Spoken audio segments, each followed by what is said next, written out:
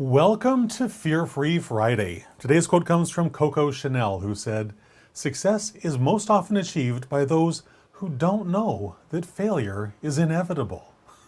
Isn't that just great? Hi there, my name is Christopher D'Armani, and I help authors go from blank page to finished first draft to published book with ease. And one of the ways I do that, I help authors do that, is by teaching them how to acknowledge their fears and then dismiss them. Because here's the thing about fear. It's most often, it's a boogeyman that doesn't even exist. The things that we're afraid of can't happen, will never happen, or are at least highly, highly unlikely to happen. But we build them up to be these great big monsters that are going to devour us in an instant. That's just sad. It truly, truly is. So that's what we want to talk about today. Success being inevitable, not failure. Fear is a learned response, right? We're not born afraid. We're not born with the ability to fear night, spiders, the boogeyman, whatever. We're not born with that. That's a learned response that we are taught by our peers, we're taught by our parents, we're taught by our teachers, by all kinds of people for all kinds of different reasons.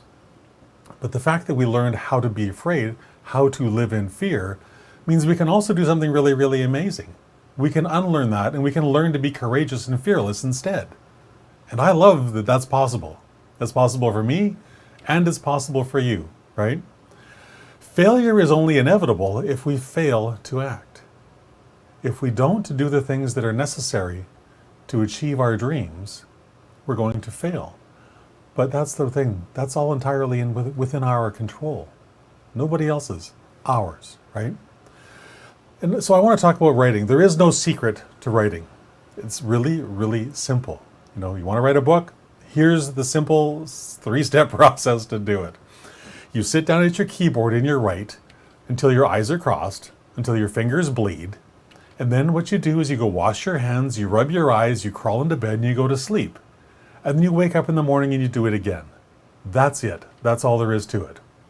Your finished book, your finished and published book, let me be clear about that, is inevitable if you follow those simple 3 steps. It really, really is.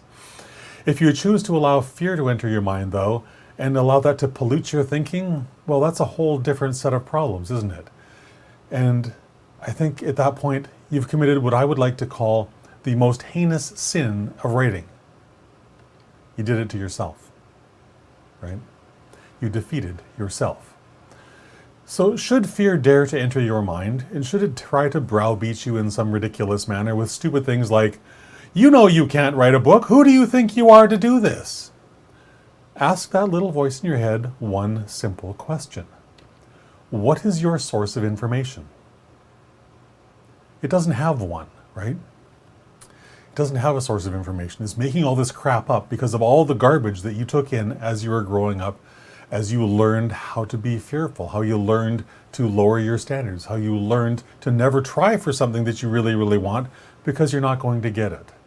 All learned responses, which means we can unlearn them as well, right? So don't fall into the trap of all this negative thinking because you're only doing it to yourself, right? It doesn't matter if you failed before.